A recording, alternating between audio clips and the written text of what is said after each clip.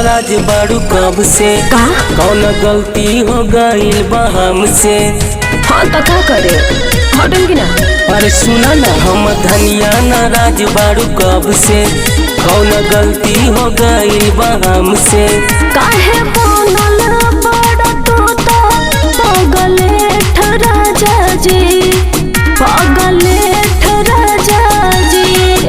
आव खेल लाना संगे क्रिकेट राजा जी, आव खेल लाना संगे क्रिकेट राजा जी।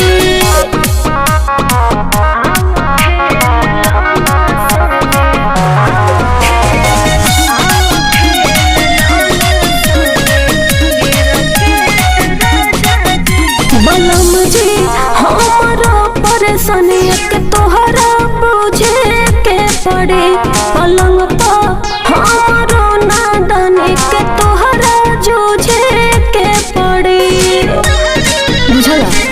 बुझाता रे ये धनिया का बा तुहर परेशानिया, हमके कुछो ना बुझाता हो।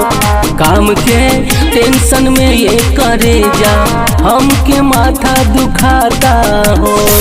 एगो बतिया कहताने सिगरेट राजा जी, सिगरेट राजा जी। आव खेल लाना संगे क्रिकेट राजा जी, आव खेल लाना संगे क्रिकेट राजा जी।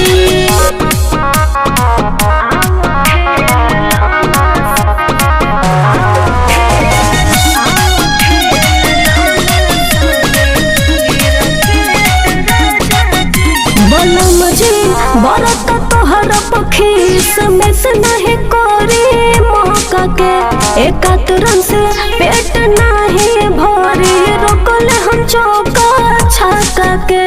काहे नहीं की समझत? सब बुझातानी हो। करे जा बाड़ू तू पगलाइल, हट हट बात करेलू।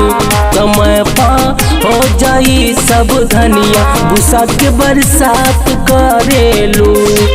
तोहर गिरे नहीं दे हम एक विकेट राजा जी, एक विकेट राजा जी।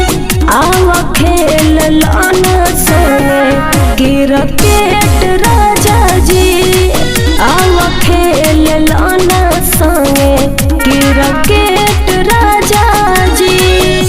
अरे खेल तो चल होने।